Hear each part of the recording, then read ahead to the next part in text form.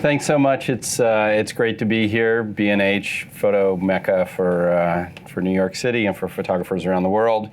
And I'm really pleased to present this material from my new book that I'll talk about, why I decided to make this book, and what this material, is and how it can help you. So let's jump right into it. And I'm going to start with a few photos. As a photographer, I can't start a presentation without some photos. These are all personal, or this first set of images are personal images that were shot in black and white film. I shot a ton of black and white film. I always had a camera around my neck pretty much everywhere I went. And I shot my entire life. And there's maybe 60,000 negs in this collection. And many of them never got seen until I started camera scanning them. All of these were scanned directly from the original negative. There were photos taken from the original negative. The black border we see on the image was created in camera in the same way that we made black borders in darkroom prints. And I'll show you exactly how this gets done today and how you can be unbelievably productive in digitizing photo collections, whether those are negatives, transparencies, or prints. I have images that have some value from the glorious Tar Heel victory back in 1982. Michael Jordan and James Worthy on that team. I was on the floor shooting Buckminster Fuller and U2's first tour of the US. And then some personal images. My grandfather on a trip to Denmark and my mother heading to Jamaica on a DC-3. And in this case, scrapbooks that tell a story of a life. And all of this can be done and can be digitized and can be put into a Lightroom collection and can all be brought together and leveraged as one unit. What we're going to talk about today are the various different methods of doing this. And as you can see from this illustration, on the left-hand side, we have all these source materials, which could be books, could be prints, could be color, black and white negatives, transparencies, and then they all go through the digital camera scanning process, and they end up in a Lightroom catalog. As a professional photographer for 30-some years, I have hundreds of thousands of transparencies. I've only begun working on that project. You'll see that I've got like my 50,000 black and whites already done, but we'll hit the transparencies next. In 2005, I started writing about digital asset management, and my first DAM book included a section on using a digital camera as a scanner, and so I've been very interested in it. The first time I got my hands on a digital camera in 1999, one of the very first things I did was scan some negatives and see what I could do with it. I've also written a lot like this dpbestflow.org project, which was funded by the Library of Congress and ASMP, and I was Richard Anderson and I essentially were the project directors of this, and there's a big camera scanning section in there where you can see some of this. In recent years, I've been helping some folks over at the Library of Congress with their camera scanning setups. That's becoming a hugely important part of what they're doing. Perhaps one of the most famous photo collections in the entire world, the FSA photographs, is being rescanned now, and they are using digital cameras to scan. Now they're using cameras that cost as much as a really nice BMW. Maybe a small fleet of BMWs, but essentially the principles that we're going to see here with some, professional grade equipment and even with consumer grade equipment can produce really awesome results. I also do some work with some folks at the National Archives, and we're doing the same kind of thing. And in that case, they are using, the group I'm working with is using off-the-shelf Nikon cameras to do this work of copying material in the archives. And I don't know how many people know Franz Lanting, one of my very favorite photographers. Franz gave up on the conventional scanning part of digitizing his collections, and he has moved to camera scanning and is absolutely thrilled with the results.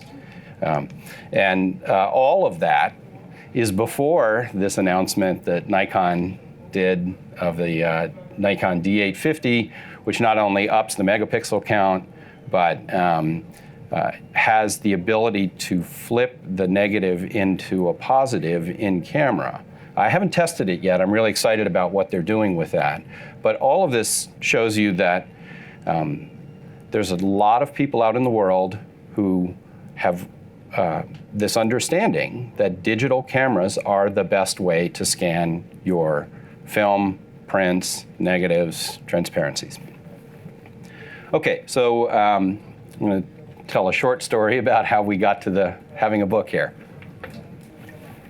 About a year ago, when we moved my dad out of his house, I came into possession of the 160-year-old photo collection.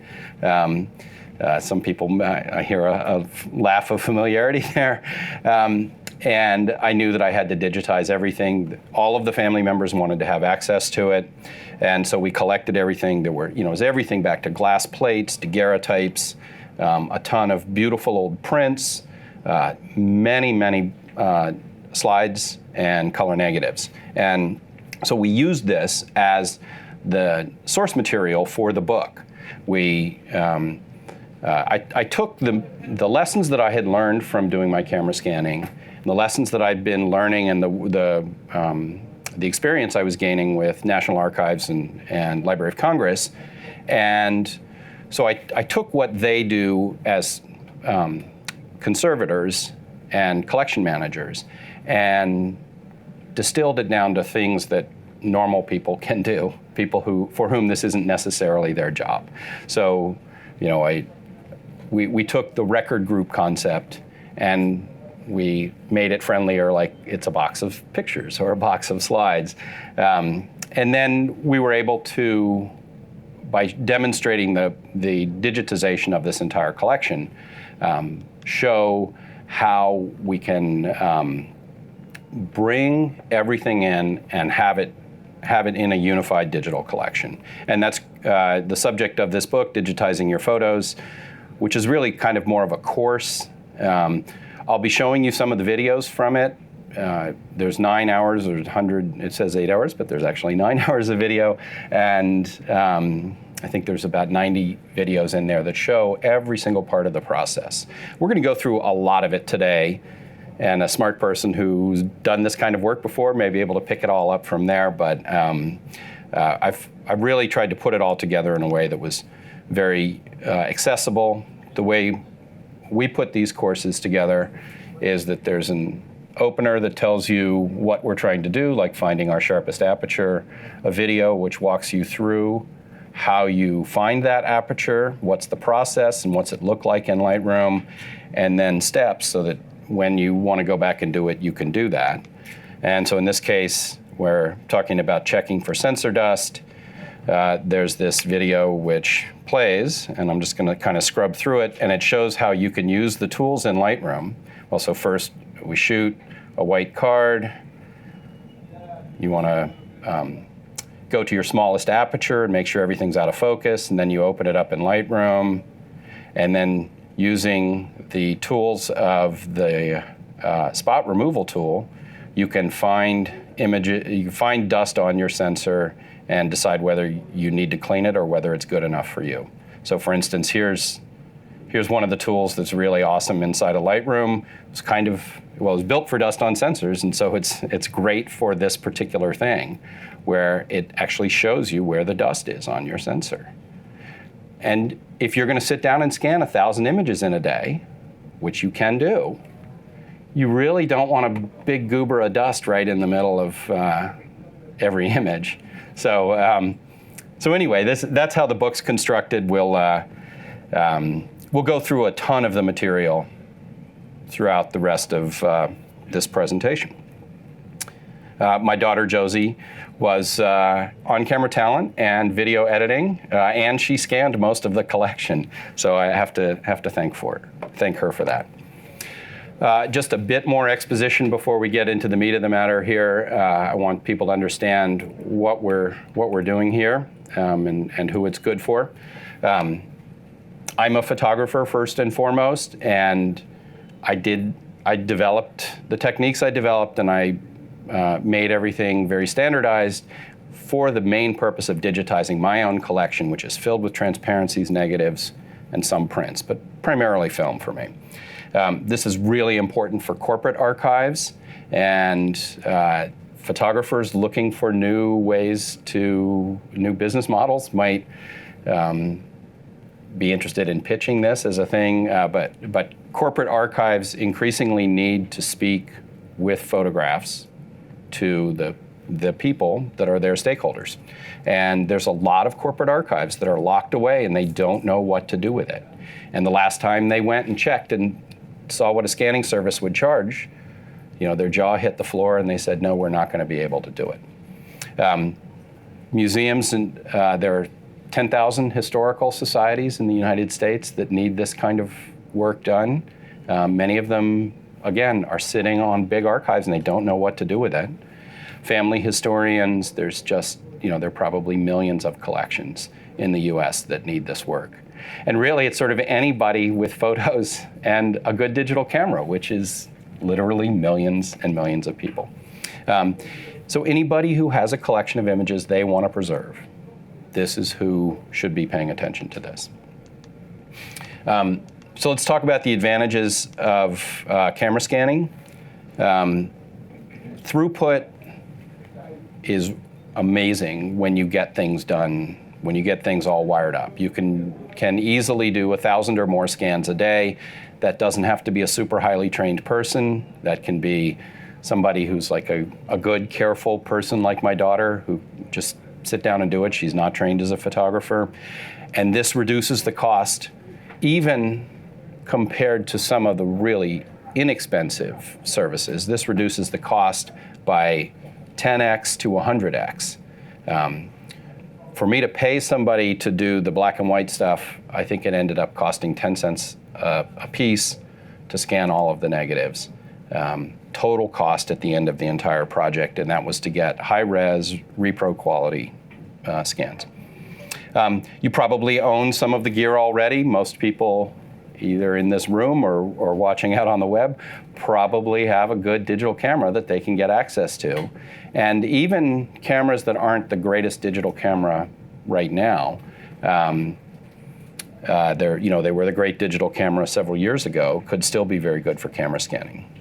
And this next one here is kind of an interesting one, is the fact that the process is so inexpensive means you can scan everything in large parts. And that means that instead of the process beginning with you hunched over a light table, looking at images to try and decide which of these 30 chromes from this one sequence or which negatives on this page I'm going to scan, you just hand the whole, in my case it was a shelf full of notebooks of negatives, this big. And I said, Mike, start at one end and go to the other. And I didn't even start looking at them until they were all digitized and sitting in a Lightroom catalog, which was awesome.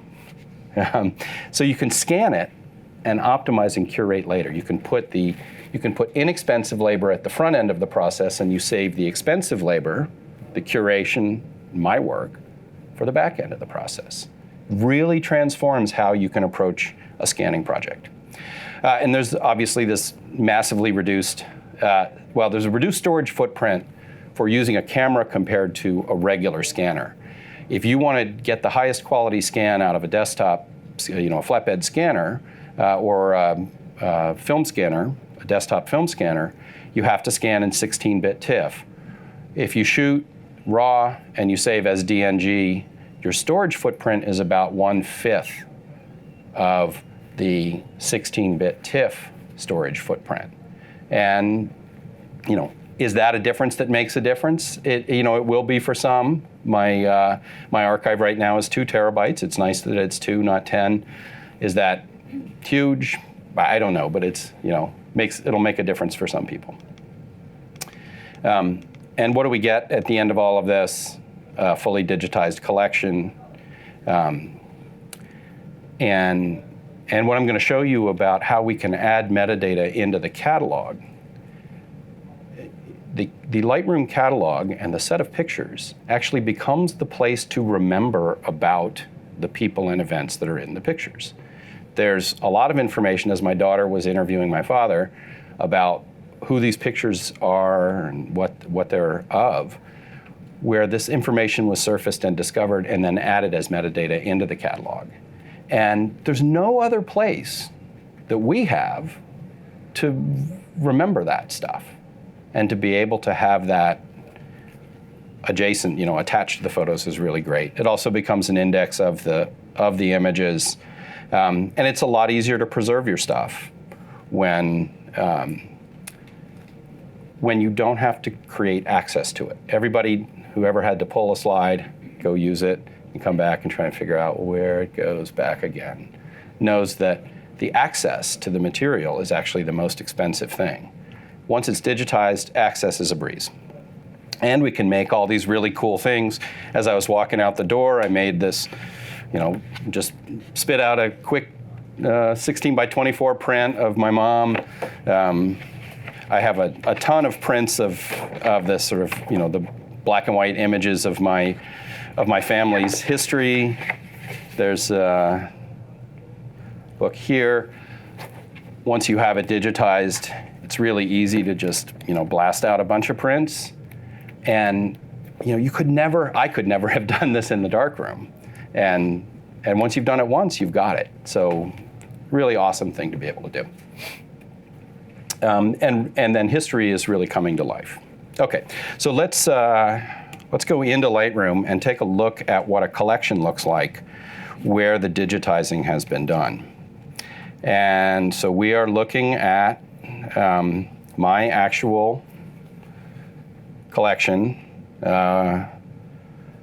This version of the catalog has 59,309 images in it. We can look at it by folder because I've used that as kind of the record group, as a place for the record group. So the different kinds of things we have in there are loose prints, and these include vintage prints. And you'll notice that I'm scanning front and back. This is another one of the benefits of using a camera that, flatbeds are so darn slow, nobody would ever scan the backs of all the prints. But because all you have to do is flip it over, super easy. And so I've made these different record groups and for different collections of images that I found. And that even included framed prints that we were then going to distribute to different family members.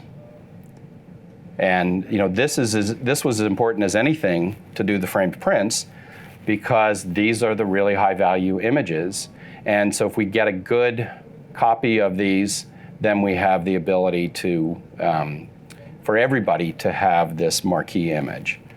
These are slides from my father's collection, and he shot a lot of slides. It's how I learned that I really wanted to be a photographer. And so there's just a ton of great history and materials locked into here. So what do we have in this? We've scanned 3,100 slides out of that group. There's a bunch of color negatives as well. And then albums are really a great thing too. So we have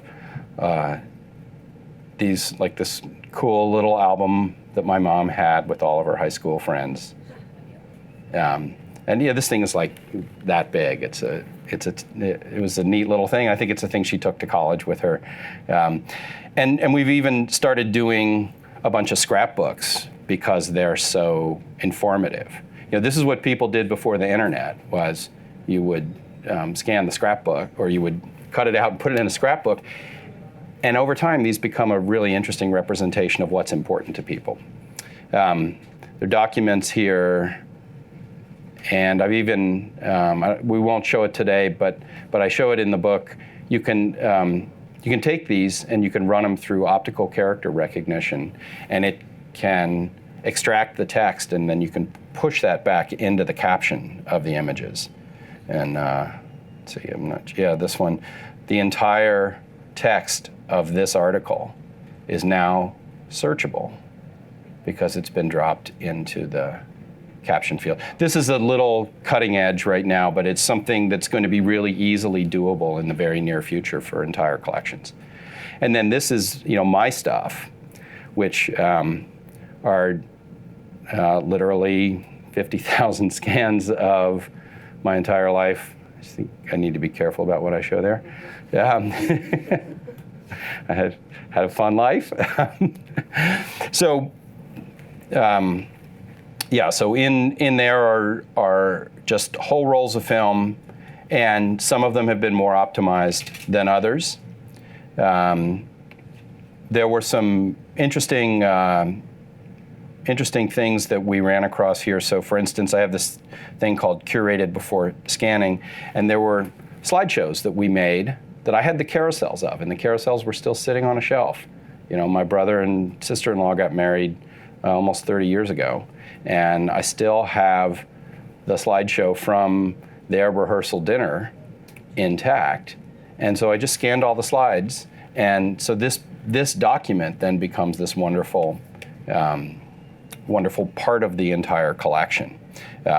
And this is another really great tip, another thing that camera scanning helps. There's an envelope of my mom's favorite pictures from Camp Hanum, and she had written something about the camp on the envelope, and then all these great snapshots were sitting inside there. And in this case, we only scanned the backs when there was actual writing on it, but there was a lot of neat stuff that we found in there. I guess to finish out this section, front and back. This is an interesting thing from the back. My great-grandmother did not want to tell her age, and so you can see that in this picture of her as a child, she has scratched out the year that the picture was made and her age, and she did a really good job on it. This tells you something about her that simply transferring that to a caption would not tell you, that she actually scratched that thing up. And then lastly here, it was very sad that one of my old high school friends passed away recently, and when we were all talking on Facebook and calling back and forth and writing back and forth, one of the things I did was just scan through everything and find all the O&O tool pictures, put them together in a gallery, and was able to share that with everybody. And this is again this example of scan it first and curate later. So wonderful thing to have, great to have it all inside Lightroom. All right, let's go back, and now we'll dive into the tech part of it and talk about what we need to do to make this happen. So most important part of this, the heart of it, is your camera. My suggestion is DSLR or mirrorless. My suggestion is 24 megapixels or more. My suggestion is the highest megapixel camera you can get. The most expensive part of this process is pulling everything out, putting it down, shooting it, and putting it back. So you want the best camera that you can get. Macro lens, don't try and make your all-purpose zoom lens be an awesome macro. You'll find when you really test it that they have a lot of barrel distortion. They'll have a lot of chromatic aberration and fuzziness at the edges. If you can afford a dedicated macro lens, it's going to be much better for you. The next part of it is copy stand and lights. This is important for the print part. And I had some others, but we sort of ran out of room here in terms of what we can show on this table. Focal length of lens that you like best? Focal length, I I work in the sort of 50, 60 millimeter, and that's because that's where Nikon's awesome lenses are, and because it works on a rail system, which I'll show you in a minute. Canon doesn't currently make a good 50 or 60 macro. They have an older one, but I think they're up at about 90 or 100 for their shortest. That'll work well? Yeah. It has an effect on working distance. So the heart of these things, a base, a column, a head of some sort, and some lighting. This is a Kaiser unit. This is what I used when I did the book. I like this as a sort of nice professional unit. I think with the lights it's about $2,000. It's about $1,000 just for the lights, just for the camera stand itself. You can also, if you're doing film, you can very simply, and you could just use a tripod for this, or you could jury rig whatever you want, or use if you have an old camera stand. Getting a light box, like this LED light box, and then just a mask, and then an old negative carrier, allows you to shoot film. And we'll show how to do that in just a second. This is my favorite little gizmo. Is a little bit of do-it-yourself, but it's a rail system that just has a macro lens on it, and then a stage, and then a light behind it. And this is really nice and compact, and it holds everything really rigid. And I'll show you how that works in just a minute.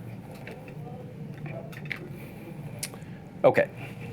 And then I strongly suggest tethering into a computer and using Lightroom. So you could shoot to a card and then download the card to the computer.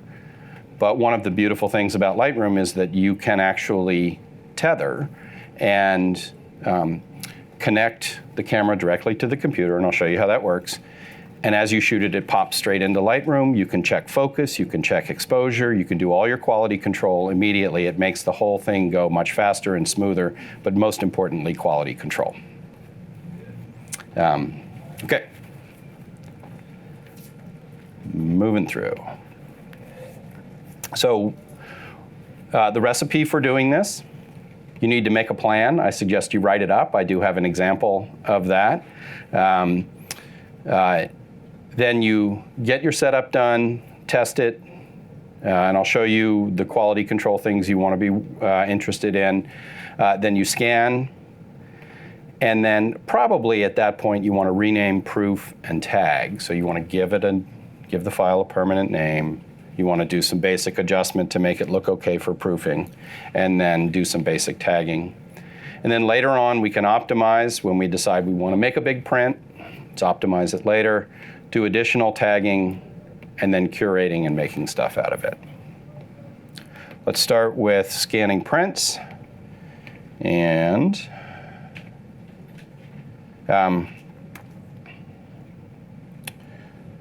talk for just a second about what makes a good copy stand. So the sturdiness of the column is pretty important.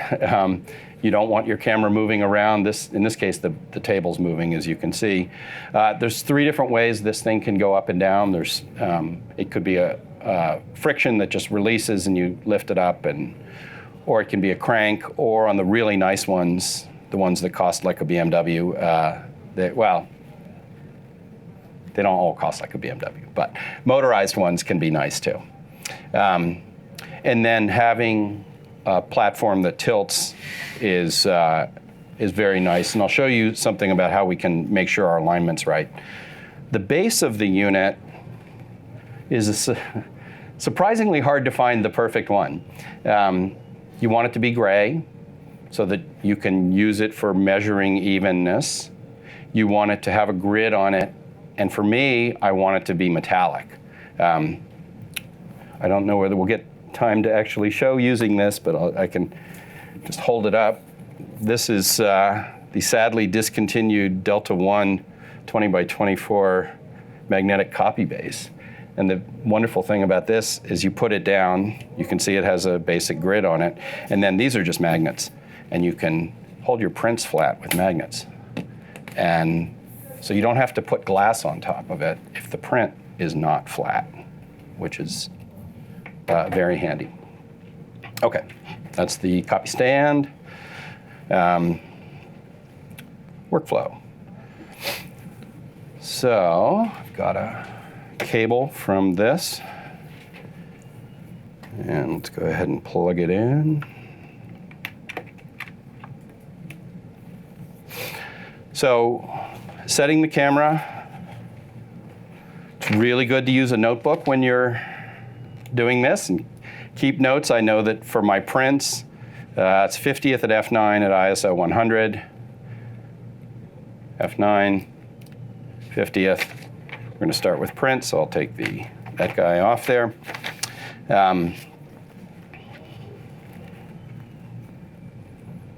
Set camera and exposure. Oh, another thing very important, particularly on cameras that have a mirror in it.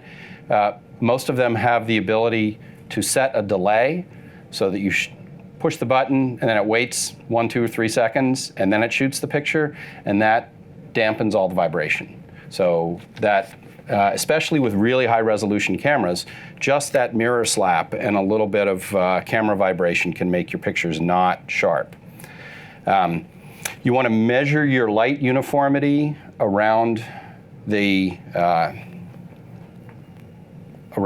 base, and light meter's great way to do it. It's the first time I've used my light meter in like 8 years. And you just basically take light meter readings across the usable field of view, and you want it to be within, a 1/10 of a stop or something like that. Ideally, you get one of the little flat diffusers instead of one of these round ones. And because there's all this other light in here, this is not going to be the most optimum place to be doing that shooting. But so leveling the camera, this is kind of a cool little trick here. So let's stop this for a second. There's one way you can level the camera is you can take your phone out and you can put the level, put it on this, get the Stanley Level app and you put it on there and it gives you like to 1/10 of a degree of leveling. And you have to level that and then you have to level that. But what are you actually measuring up here? So there's a really simple way that works really well, and that is to take a mirror and put it down on the base and look through the camera. And if the reflection of the lens is in dead center of the frame, your camera is parallel to the base. If it's not dead center, you have to tilt it one way or the other. You have to tilt your base. This video shows how that works. So here's my daughter Josie. She's putting the mirror down. She looks through, and then we switch to a shot from the camera's point of view. You can see here's how she's moving that arm on the camera. And what she sees through the camera is this. So she's moving it down that way, and then she knows she has to move it to the side. So you lock it down in one dimension, then lock it down in the next dimension. And when the lens appears in the center of the frame, your camera's level. This is like an awesome thing in my view. Because otherwise, how do you know? And you shoot and you get a keystone in your images, and your focus falls off unevenly. So you really want that thing flat. You want it level. Check for reflections. So again, this is probably easier to show with this video. This is. Go back one.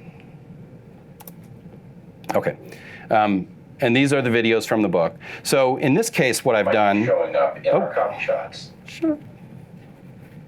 Let's turn the volume down. There we go. In this case, what I'm doing is I'm using, and I think in this demonstration, I'm actually using this contact proofer, which is another way you can hold your prints flat if they're not flat. Because this opens up and it sandwiches down and holds the print flat. But if you put some black paper in here and you put it down here, that black paper is going to be going to show your reflections most obviously. Now, if there was something white underneath this glass, you wouldn't really see reflections. But when it's black, the reflections show up. And so there's two things we want to check for, and you'll see it in the video. It's really obvious once I show you that. One is the spill of the light coming in and lighting up the camera itself. And then the other thing we're interested in is it reflecting, and is the camera casting a silhouette on the ceiling because there's reflection coming off the ceiling? So you can probably already see the word Nikon written in reverse type in the center of this frame here. So that's where I'm seeing the reflection of the camera in a highly reflective object, and this is what the silhouette looks like. So in order to do this, we put it down, we shoot something, and then we just rack the exposure up. And as we rack the exposure up, something that doesn't show very well when it's really dark shows up really well. And so then I know that I need to tape over everything that's reflective, and then shoot another picture. And I shoot it, and I still see some kind of weird something down in the center there.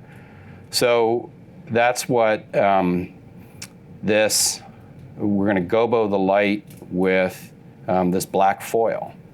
And you can see here what's happening is as the gobo is down or up, it prevents the light from spilling onto the camera.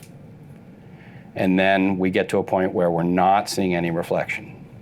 Again, we want to get this all set up, so that's what this does. And you may be able to see here, if we cheat it up a little bit, that the reflection, the light on the side of the camera changes. So by shadowing the camera, we keep any reflective, glossy prints, or if we're having to shoot something in a frame, or if we have to shoot it under glass. And then also checking for silhouette again, shoot it with black paper down there underneath glass, and then rack up your exposure until you see whether you're seeing that. And there's nothing to do there except figure out how to make your ceiling darker. Maybe you need black fabric up there or something like that. But if your ceiling is reflecting and causing a silhouette here, you got to make your ceiling darker one way or another. Okay. And then sensor dust, we sort of saw that shoot a white card, then go into Lightroom and use the spot dust visualization tool. All right. Now let's talk about exposure, and we're just about to start shooting here. One of the things that's really valuable in this, and I'll talk about this a couple of different times, is having a known reference standard when you're shooting. It's most important with prints. I'll tell you why it's not so important with negatives and transparencies, but it's really important with prints. And that is because there are ways that we can compensate for this. So this is a standard Greytag Macbeth 24-patch color checker. You can buy it here at B&H. They're wonderful for a bunch of different things. And then this is what the professional conservationists use, the AIC PhD target. These are currently out of stock, but hopefully Robin will start making them again. It's a beautiful little device, magnetic, and has all this cool stuff on it, but it's $100 too. And this is $100 and it's a lot more useful in more circumstances. But what we're going to use this to let us know what our proper exposure should be. So if we put an image down, put our little color checker in the frame, and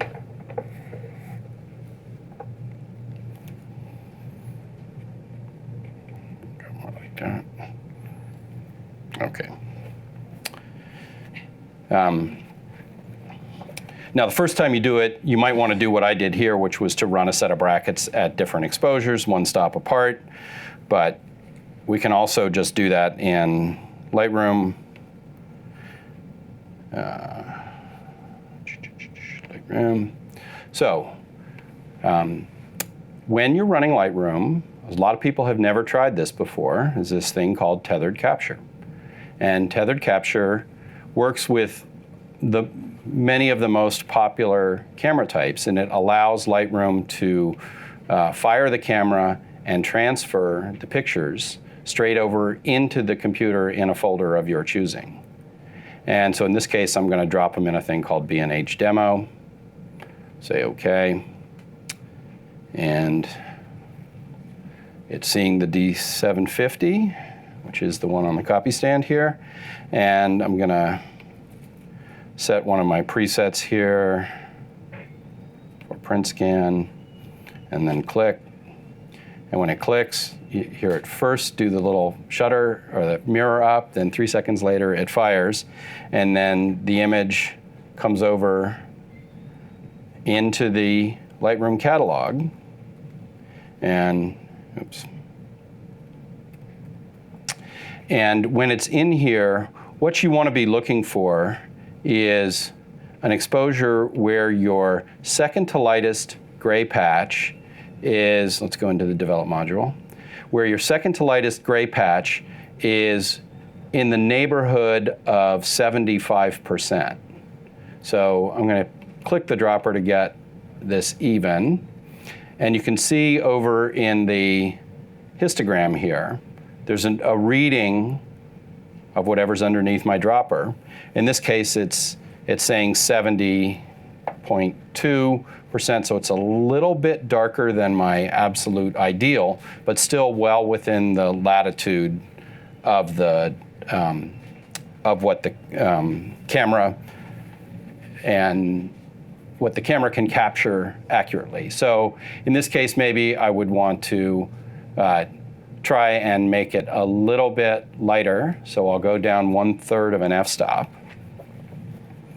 And now that second to lightest gray patch is actually a chip that came from the X-Rite company. It is this second to lightest gray patch as well. So I don't have to use that checker. This checker and that checker, the colors are identical. So yeah, I could be using this and using this as the second to lightest gray patch. And you're counting white as gray? Yes, yeah, yes. So let's look at this next one. Come back out. Put my dropper away for a second. And what we'll see here is, okay, so now we're right on the money at 75. So it was 1/3 of a stop off. You could probably be at like 1.5 stops off and still get a really nice usable image out of the thing. But this lets you know it's a reference standard. And one of the things that you didn't see, I don't think, in the going through all the images is that I shot them with this checker in the photo, and then we crop it, and let's crop it with, start by straightening it up using the level tool in the crop panel, and then I just bring my corners in, and then when I go out of crop, now let's reduce, I just have the image. Now, one of the things that's cool about this is that because Lightroom's a non-destructive image editor, the original source image will have this color checker in it forever. So if I want to go back later and say, is that really the color that print was? I can go back into this print, I can go back into the crop tool and open it up and see it. I could even send it off to a printer, and if if somebody was trying to do really good reproduction, they would have this as their reference standard, and it's actually in the image. It's baked into the image. So we shot all of our print material with this this color checker in there. Now, if you don't have one of these, and nobody here does, and nobody here can buy one today, you could do the same thing with the bottom end of your passport color checker. By the way, you can also fire it from here, and it does the same thing. It gives you shoots 3 seconds after the mirror goes up. This doesn't give you the same, well, in this case, I guess it's probably giving you the same actionable colors because of the fact that it's enough extra frame for that. Now, you don't really need to crop all this very tightly with something like a 34 megapixel camera like this, or the 43 like the new one.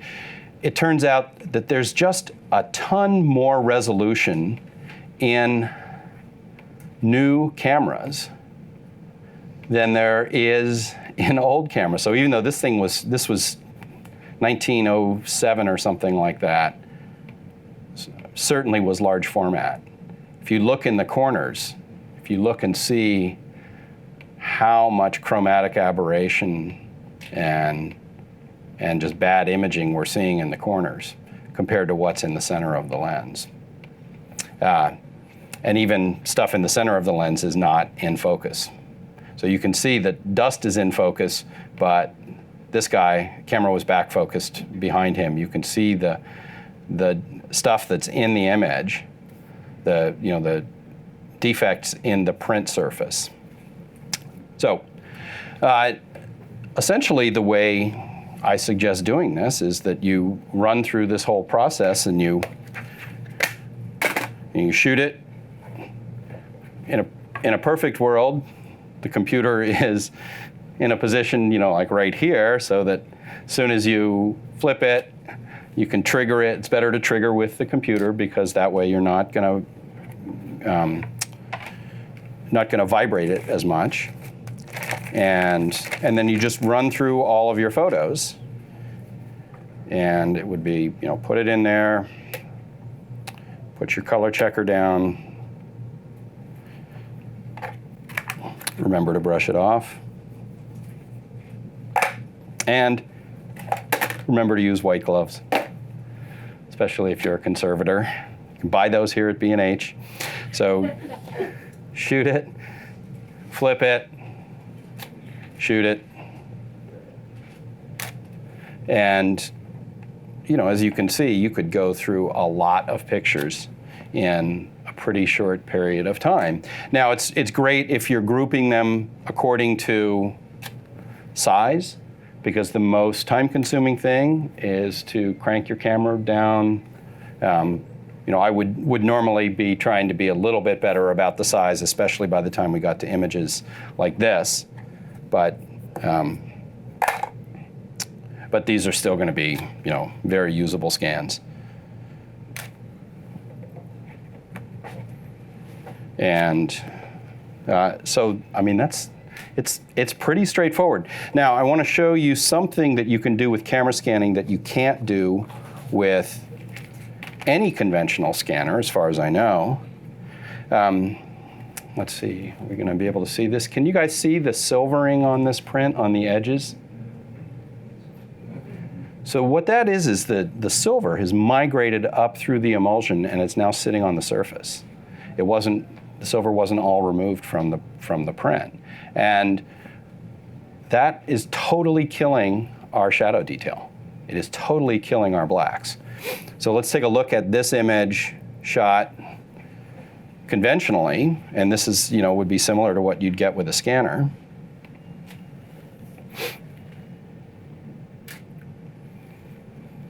And then we're going to take a look at it polarized. Okay, so it's really obvious, this silvering that's happening on the edges. And this is a common thing with older images. I don't think they have to be that old to exhibit this problem. But what I'm going to do here, these are not the optimal polarizing filter for these lights, but they're the ones that I happen to have sitting in my studio. Oops. All right. Let's attach him. So what this does is it polarizes the light that is falling on the actual print itself. And then I use a polarizing filter on the lens. So it's just a standard polarizer. And see if we can make that go on. Now we have a lot of other light spill here in this room, so it's not going to be perfect, but it's going to be pretty awesome. Oh, we're going to need to adjust exposure too.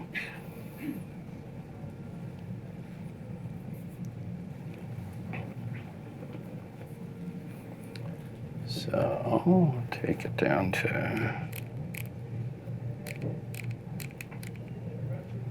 all right.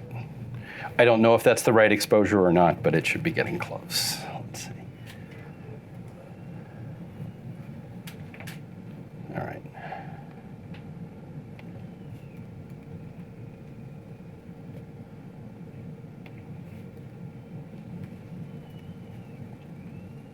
Let's toss that one away.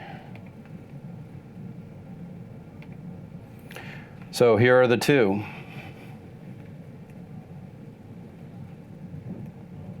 It's a massive difference in the shadow detail between those. And it's, you know, it's like restoration of the image in just an amazing way. And I found in, you know, in the collection that I was digitizing just a remarkable number of beautiful black and white pictures from the teens and 20s and 30s. And this was a very common effect. And so it was really wonderful to be able to get rid of that. Okay. So the other things that I recommend in the book, you know, we can't get into absolutely everything, but let's go back into the library, is that let's photo. So I'm using my color labels to indicate that something is the back of a photo. And that lets me easily filter these out. I've set my Lightroom color labels to a custom meaning. And so whenever I'm shooting the backside of a print or just a target at the beginning of a color target at the beginning of a session or the envelope or container, then I will, and let's go to G for grid so you can see that more easily. So the backs of the prints have this red label. And if I want to, I can say that the only prints that I want to see are ones that have no label. And that's going to filter out all of the print backsides, or if I want to see just the backside of the print. So I like to use labels as just a little tip to indicate container or backside of the print. All right, moving on. What's next on the list? Polarize, we saw that. Scanning film.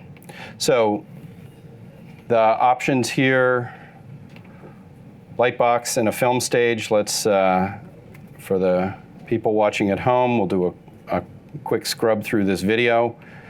So in this case, what Josie's doing is she's taped down a light box, and then she's taped this cardboard, and then she's taping down negative carriers on top of it, just putting it in place. You can use any number of different negative carriers depending on what kind of film you have in your collection. Anybody here know the Carlwen carrier? This is just an awesome thing. I have one here. I'll show you. It's neat because what you can do is you can sandwich the negative between these two aluminum plates, and it holds it really flat, and it lets you just slide the whole thing through. And so it's a pretty fast way to scan strips of negatives. So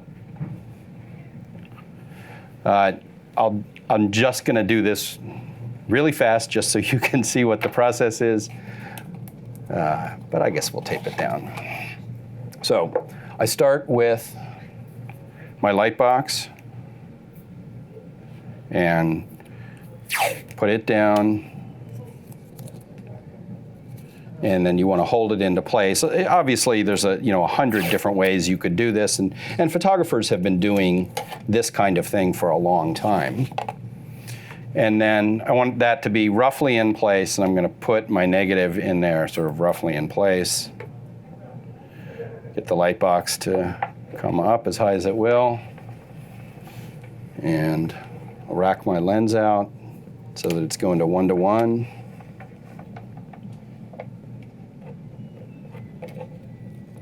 And then I need to have this centered. And once I get it centered, that's when I would tape it down. So that's not perfect, but that's fine for us today. And essentially, you would tape down the carrier such that you'd still have access to it. In this case, this thing folds up nicely. And we'll do just that top corner. And this room has a lot more light in it than I would normally suggest.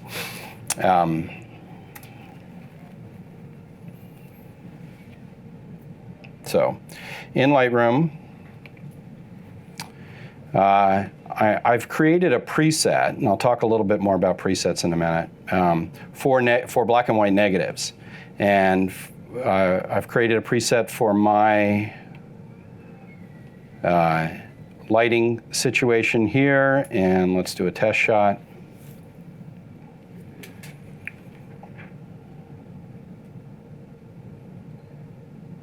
And let's take the filter off.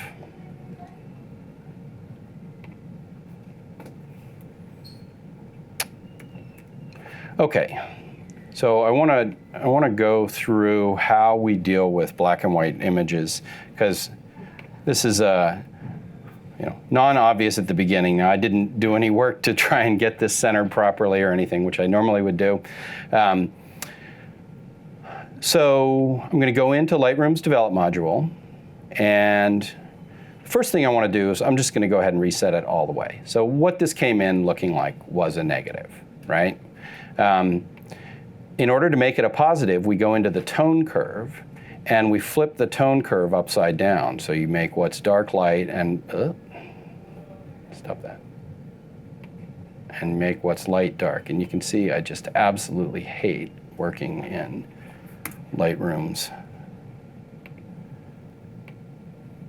tone curve. So I can make what's dark light and what's light dark, and this works, then it essentially works like a curve. Isn't that just so awful? Wouldn't it be better if there were just presets for that? Okay, so I made some presets. These presets I've made are made to just flip it upside down, and they're made for a range of contrast of negatives. So if you've got black and white negatives, there's sometimes they're not very much difference between light and dark. They're not very contrasty, and sometimes they're hugely contrasty. So this one right here is made for something that has a lot of contrast. And then as I click through these presets, you can see what's happening is they're getting closer and closer together. And then I also have created, so for each one of those, then I've created an S-curve version that gives you more contrast, sets your white and black point at the same place, but gives you more contrast. And so you can just kind of step through those until you find something that's good for the negative that you've got. Now you might need to, you would want to adjust your exposure so that you're kind of clipping or nearly clipping white and black at about the same point. And this gives you a really good starting point. I'm going to show you how we can adjust a whole roll all at once we've got it in there. But the key thing is starting with a proper curve, and this is just a beast to use. I've also created a set of presets that are available here within. These are exactly the same curves. But these are available within the curve panel, which actually really, really helps workflow to be able to just just work on it right there. If you have a decent light source, you can make really good scans using this process really quickly. You don't have to buy a film scanner. The equipment I'm using over there is a little bit harder to source. There's a million negative carriers out there. You can find them on eBay for dirt cheap. You can buy them new. Light tables, there's a ton of good ones. My suggestion is you're looking for something that's LED and something with a high CRI rating, color rendering index rating. And high would mean, ideally it should be like 95 or up. And what that means is how closely the spectrum of light emulates the sun's graph of spectrum. One of the things with LEDs is there can be spikes in it. Like, you know, in fluorescent lights you get the green, and that's because there's a spike of green in the light spectrum. CRI tells you whether it's spiky or not. So high CRI, not spiky, good. And you can go downstairs and you can find LED lights and they'll tell you what they've got. Okay.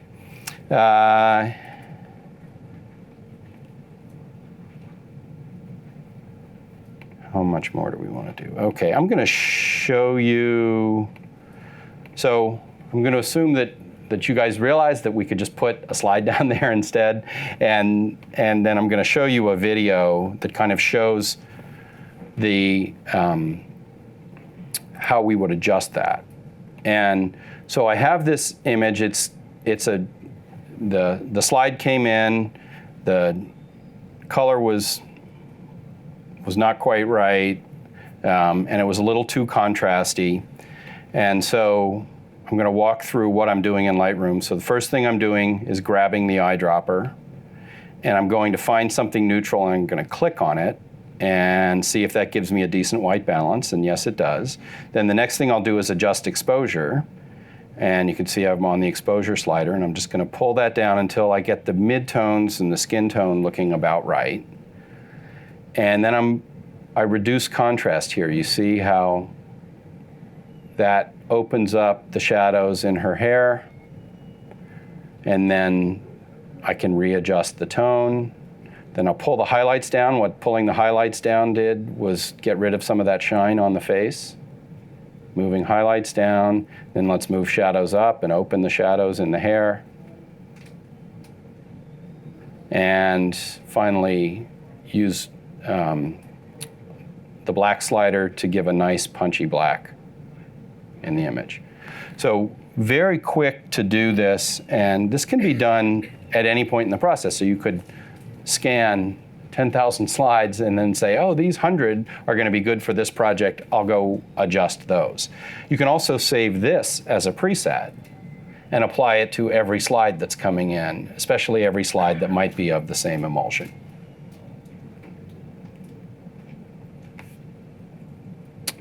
And I think what I'll do now is, where are we? 204. Okay. I'm going to show you what the rail system looks like, just because I like it, although it's a little bit hard to source. So let's move that over into the center area. Oh, no, there's one other thing I wanted to show you.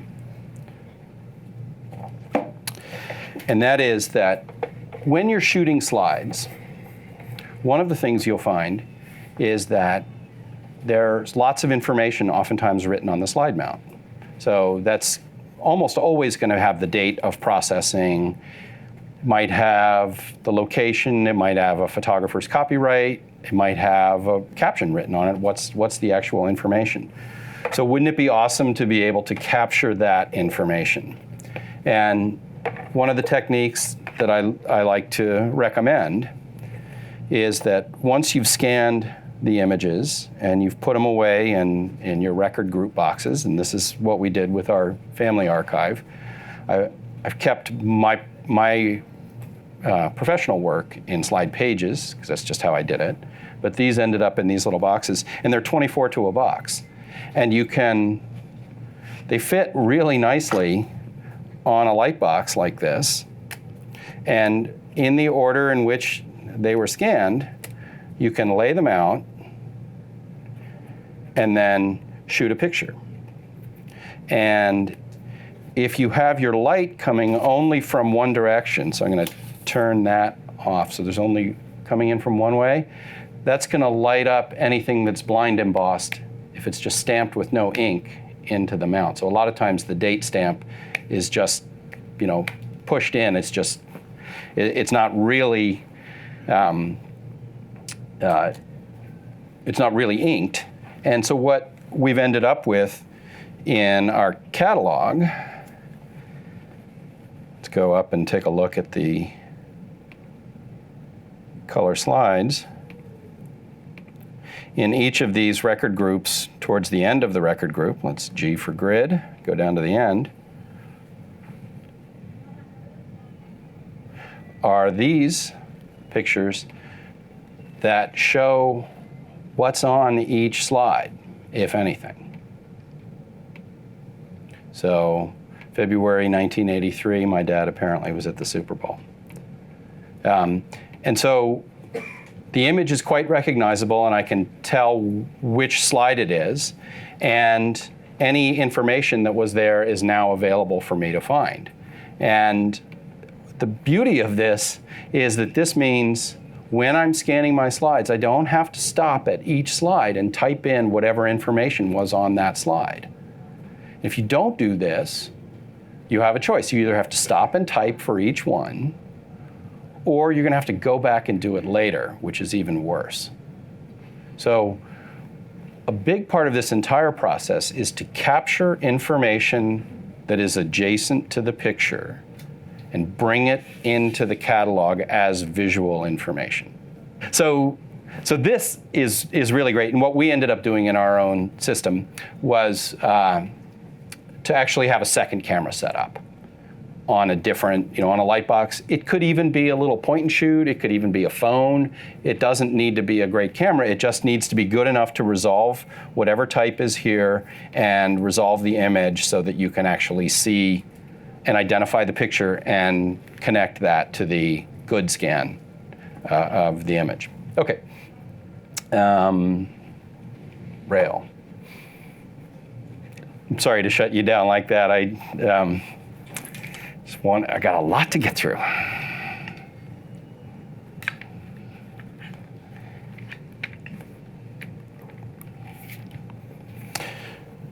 Okay. Is that the right direction? No, we'll go that way. So this is a kind of a neat thing that I made my first one of these more than 10 years ago. And I've made a few. We do have a few for sale. There's a guy who I'm talking to who makes some of these parts who's interested in doing this as a business. So I'm hoping that these can be more commercially available. The problem with this is when you're going down to 35 millimeter slide, that getting getting the base and the film carrier exactly aligned with this is a little tricky. The mirror technique does still work to help make sure that you're parallel. But this thing, which essentially is just a little, oops, let's take that off. This is just a rail, like an Arca Swiss style rail with a little carriage that goes back and forth. And then a holder, and this holder is an older Nikon slide duplicating holder, which conveniently will hold either strip film or slides. It just allows you to have a really nice, compact, well, bright, nice and compact system, particularly nice with something like a 50 our 60mm lens. And I don't think we're currently connected, are we? Let's see. Has it seen the D800 yet? No.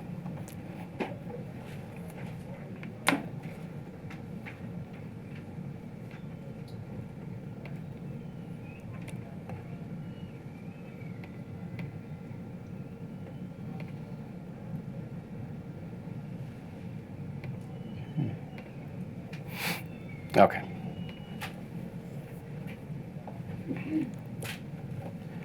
I mean, essentially, this is very much like the same thing. Oh, we don't have that thing in properly. One of the things I like about this is that the negative carrier, I've filed out the negative carrier very much like what I did with my enlargers. And let's even get it in the center. So that natural black border that I was showing on those other images came in camera from this.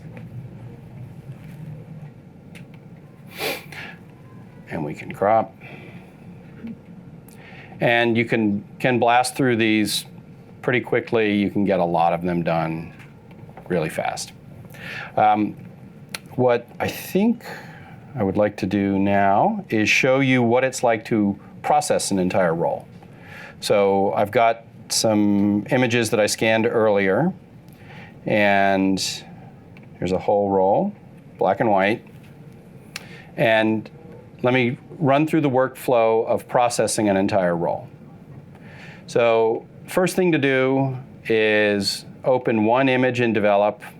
Because the other thing I really like about this is that the stage and the camera are so rigid that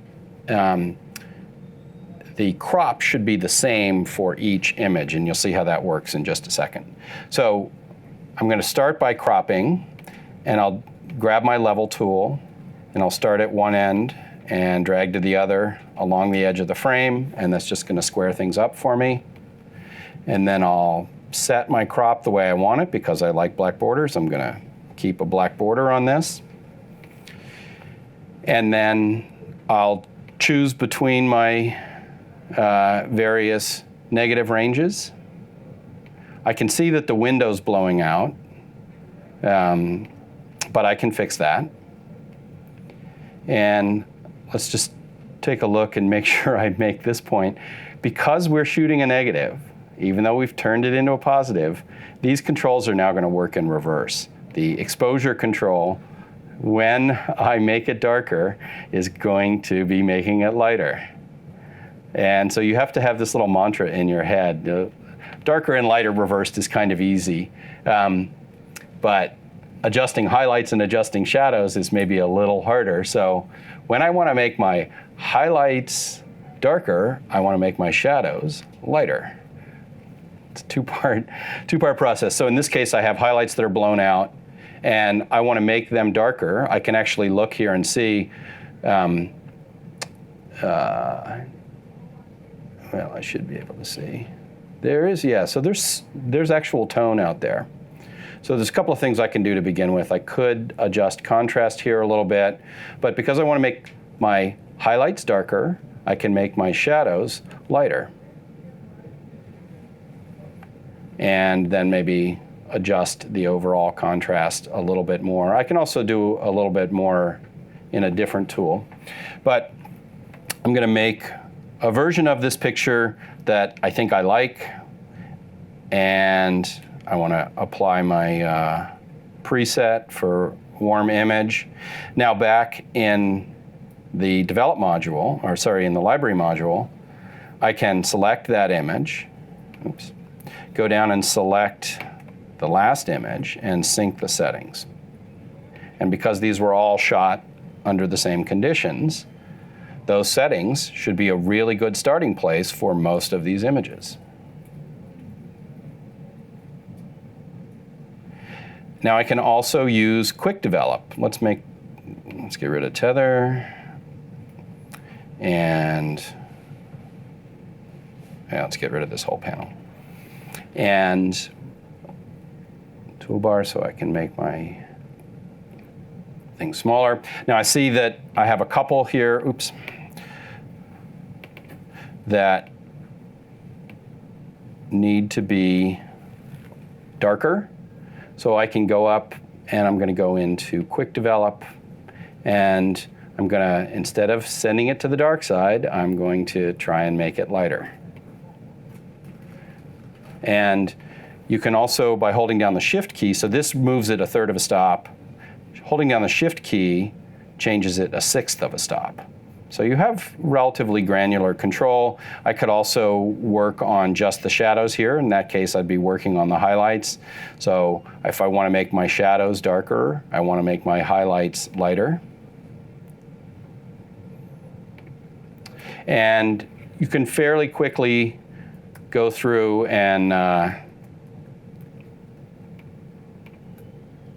do a basic proofing correction for these images. Here's one that's a little too dark, so I'm going to, like I'm making it lighter. Now in this case, maybe I would even want to put a different curve on that, so I have access to my curves in here because they're presets, and I can give it a different, oh, that was the wrong one. Should have done the black and white. And then here's one, I have 2 images, I'd like to even those out. Again, I can, this is too dark, so I'm going to make it a little bit lighter. And this is what I call proofing. So I've made a way that I can select these images. These are actually pretty good for a lot of different uses, even though it happens really quickly. And if you have lots of rolls of film that was processed in roughly the same manner, you know, D76, 1:1, 68 degrees, 9.5 minutes, agitated at every 3 minutes, then probably the same presets, the same settings for these, for all those rolls of film will be roughly similar. And then you can go in and there's a lot of stuff you can do to, you know, heroically rescue different images. But you know, this is how I ended up with 45,000 black and white images, all scanned, and it cost 10 cents a piece, so that cost me $4,000. Over the course of 2 summers, kept an intern busy. Yeah, it was sort of win-win. Okay, I do have some heroic rescue images. Let me see if what I'm forgetting to talk about here. Well, that actually is the next thing. So there's a lot you can do in Lightroom. Some stuff you have to do in Photoshop, but there's a lot of fixing you can do in Lightroom without even going into Photoshop. And the advantage is that you don't have to make another file, that it's non-destructive, so it can be completely reversed, and it essentially, you know, brings your corrections back into this single master copy. And so this was an image my dad shot, this frame of film of my mom, and he didn't get the exposure right back in the days using a Nikon F. Hard to get exposure right sometimes. And I was able to rescue the image very nicely by darkening it up. This picture of my grandmother from like 1902 or something had, you can see, just like terribly washed out highlights. There was no contrast in the highlights. There, you know, hardly any skin tone. There was a bunch of defects that were all fixed. And let me show you, I'm going to step through some. Oh, turn the light off. Yeah, that is annoying, isn't it?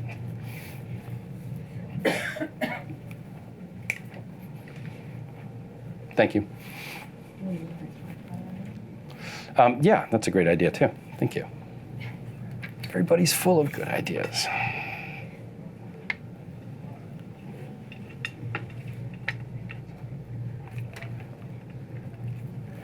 My studio is absolutely littered with these things. There's like 6 or 7 copy stands in there right now, and I've been testing all kinds of stuff, and it's been cool, but I'm done. Okay, so let's step through a little bit of image rescue, because I think this is a really important part of that. So I've got a couple of severely damaged images. So what I'm going to do is show you the picture, and we're going to go into the history in Lightroom, and I'll just sort of talk about what I did. So don't need presets. So the start of that image was that, and then that was a restored version, and then I did another version which I liked a little bit better. Ended up toning down the tint on the image. And so I guess a word about this. There are some people who will need to digitize collections who will want the collection to look exactly like the original. And I know that there are probably some preservationists and curators out there who are fairly horrified at the idea that I'm going to go in and take liberties with all these things. But as a photographer, I've always considered, the capture of the image to be one step and the final rendering, whether that was darkroom or whatever, to be something else.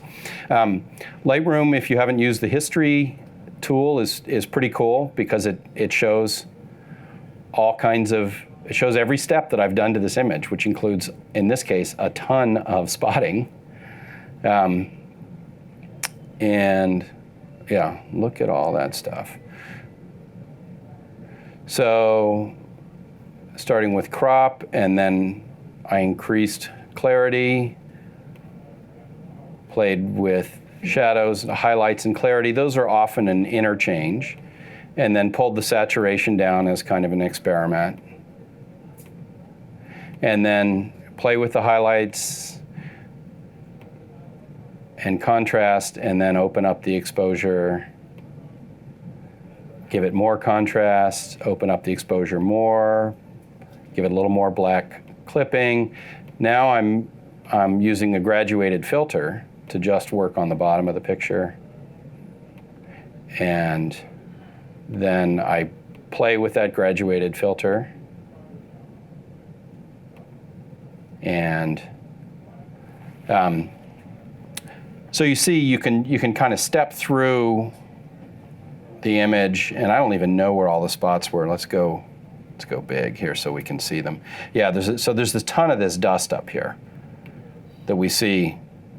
That was just, junk on the frame. Somebody had cut this frame, cut this image probably to fit a frame, some fingerprints. And to work on these, I'm using Lightroom's spotting tool. And you just basically click on it, and it magically removes that stuff. If we go all the way up to the top, you see how those all disappeared up here. Okay, so that's some on that. Let me show you this really ugly.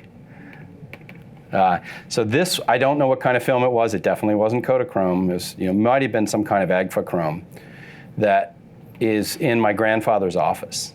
And this is what it looked like. When I first saw it, it's like, okay, well, maybe there's a black and white picture there, but there's definitely not a color picture there. And so let's look at what I did to run through here. So white balance helped a lot, actually. So even though the slide itself was super red, just white balancing the frame helped a lot. It's still blown out on the right, and there's still some other tone problems.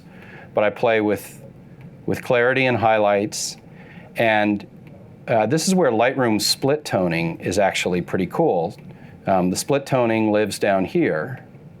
And it allows you here to change the color in just the highlights or the shadows. And a lot of times images that are faded have worse fading in either highlights or shadows. And then you can see I added a brush stroke to kind of highlight her a little bit and adjusted the brush stroke, changed the temperature a little bit, and then put a graduated filter across the whole side. And you can see it's an iterative process. But when we got up to here, this is actually a totally reproducible image here. Nobody would look at that and say that's, that's that, which is what it really looked like to begin with. Okay, I think we have one more that I flagged. And let's see if I can remember what we did here. Okay, so this one was really washed out, and there was no color. In the green, the highlights were really blown out. So we started by bringing exposure down, but that just crunches everything down. You lose your dynamic range. So then let's add some clarity, which gives you more local contrast in lights and darks, adjust the temperature, adjust the tint, adjust the vibrance. Now we're starting to actually look like an image, especially here. This is still a little too crunchy on him, but opening up the exposure makes that a little bit better. And continuing to this interplay of contrast, exposure, and temperature. And I'm looking, at the grass, and I'm looking at him, and I still have this really terrible thing going on up here, which we're going to have to fix with a graduated filter. But when I get to the point where I say, oh, you know what, that's tolerable compared to the original. Now let's work on the top of the image with the graduated filter. And I'll change the tint and brighten it up. And so I get a sky that actually looks okay. And then maybe adjust the overall image. Now I'm getting a little pinker skin tone that's probably a little more natural. And make a snapshot and say, that's a good version of that image. Original version looked like that. Looked like a thing you would throw away if you were looking at a collection. So part of this is the magic of raw processing. Part of it is the magic of Lightroom. Let's take a quick look at tagging and curating, because I think that's a really important part of this. Squaring actually is kind of cool. We'll do one real quick, just because it's super easy. So sometimes you might have to shoot something and you don't have a copy stand and you can't get it parallel, and you get this, trapezium, which is a trapezoid on two different axes. And Lightroom's lens correction, Lightroom's transform upright is pretty good. So it might be that auto just fixes it. In this case, because there's all these grid lines, auto does a really good job. But let's say there were no grid lines here and it wasn't finding it.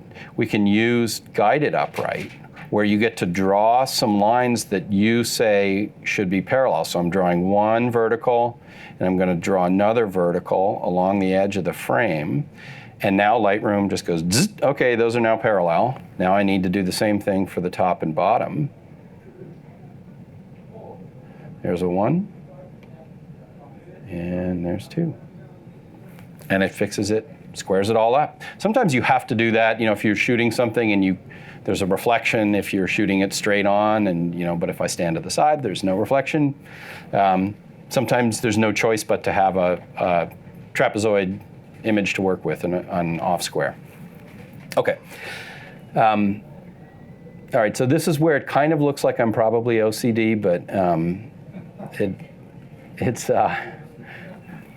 I made my daughter do it. So there's this amazing set of pictures here, right?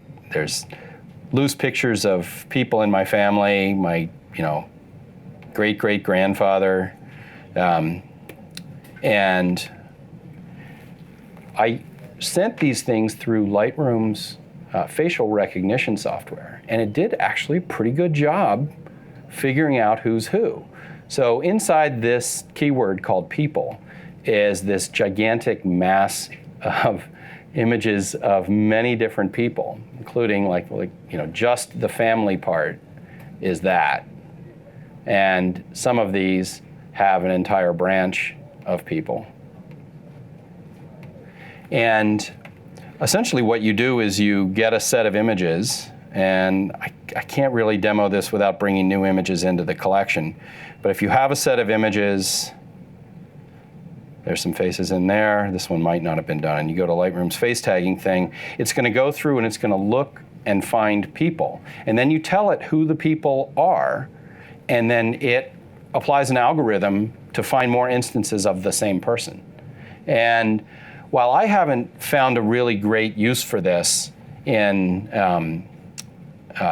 in my digital originals, it's really useful in copy shots because you tend to have the same people and have the same people over time. And so it's guessing a lot of people in whatever photos it can find, and some of these are weirdly wrong.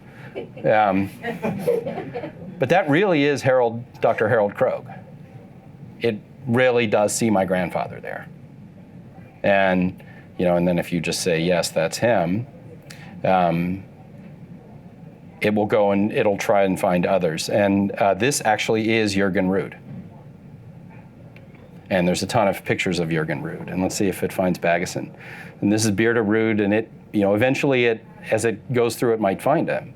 And so inside this people collection, we have this amazing sort of longitudinal group of images. Let's go back to grid here. It found a lot of pictures of my grandfather.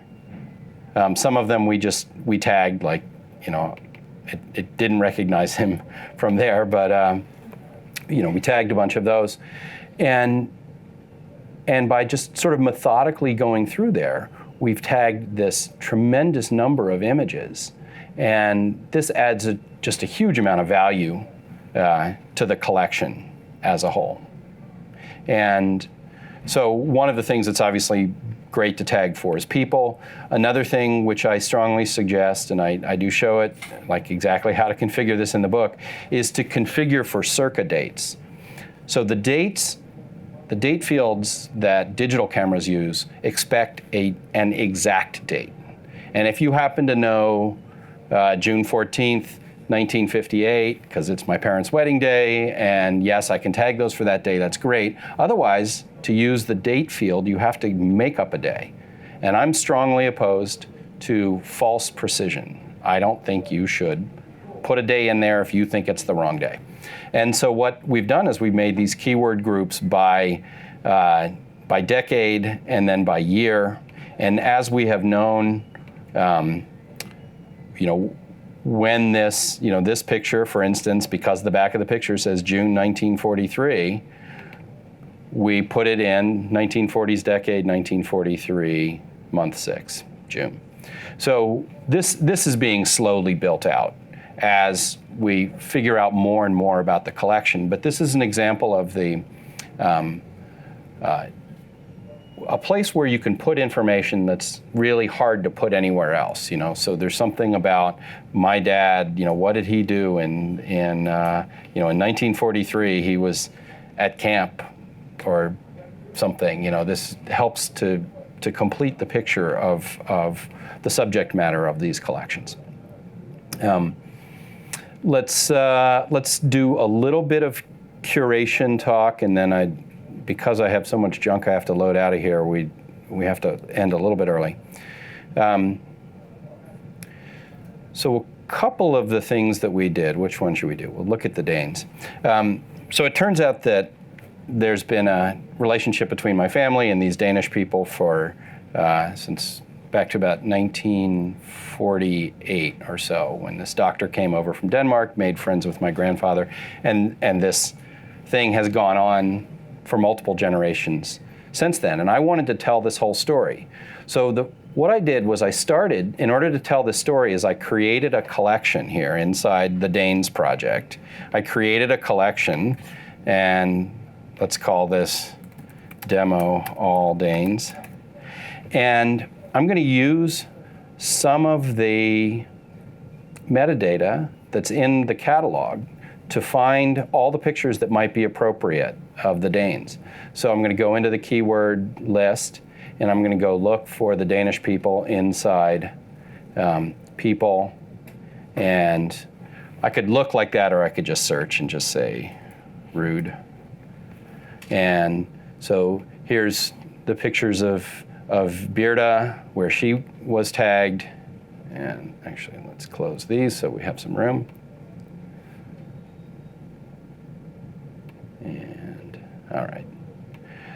So I start dragging those in, and anything where I've got tags, in this case, some Kodachrome slides. Jürgen. And so I can bring all of these together. And then I have this group, and I can also search according to location, because I tagged location at times. So let's go into the metadata field, and let's look at the location tags.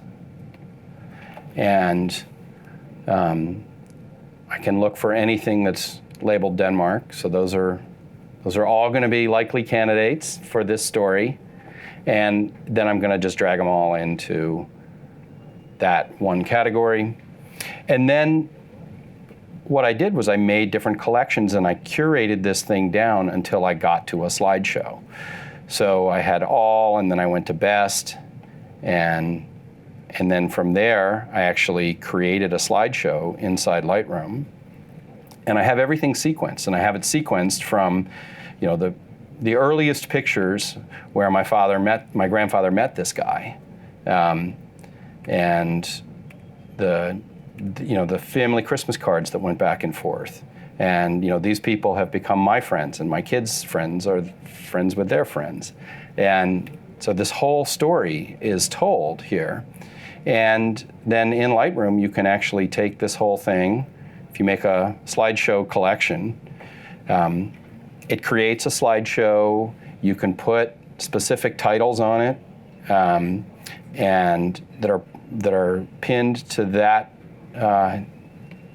slideshow, and output the thing as a video. And that's linked on my website, the whole story, which is a pretty amazing story to me of this 50 years of relationship between the families. So this was very much a circumstance where having all of the images together in one place let me understand this story in a way that I never would have understood it before. There's another one here. I'll show you this very quickly because I have the output. There are all these just amazing pictures of my grandmother that they knew how to hire photographers apparently, and people were photographers in the family. And so I wanted to put a book together that would communicate who she is to my kids. And so I used the book module in Lightroom to create that. And do the whole thing there, and then buried somewhere on this table is that actual book. Thank you. You can get it printed by blurb straight out of Lightroom. So all the images, all the corrections to those pictures, all can live in here. You can put a spine on it, and I want to do one of these for each of my grandparents, and for my mom and dad. And it's just an example of one of the amazing things that you can do when you have a whole collection put together and digitized that is difficult or impossible to do when the images are all scattered everywhere. I do want to leave you with one other thing, which is how to get more information, because a lot of what you're talking about or asking about here is stuff that I'm writing about on an ongoing basis at thedamnbook.com. I have a blog. I put a lot of stuff out free. You can also find the books that we have for sale there. We're building essentially a whole ecosystem of writing and research and thought about the ongoing digital collection management. The flagship product is the Dam Book, which we'll have a new one in November. And then these other Dam Book guides like Digitizing and Organizing Your Photos and Multi-Catalog Workflow are movie-based workflow courses that help you implement those principles. And please feel free to find me on Twitter, Facebook. I'm becoming more active on Twitter. I put a lot of stuff up on Facebook and at my blog. And thanks everybody for coming. I'm going to have to move all my gear out and stuff.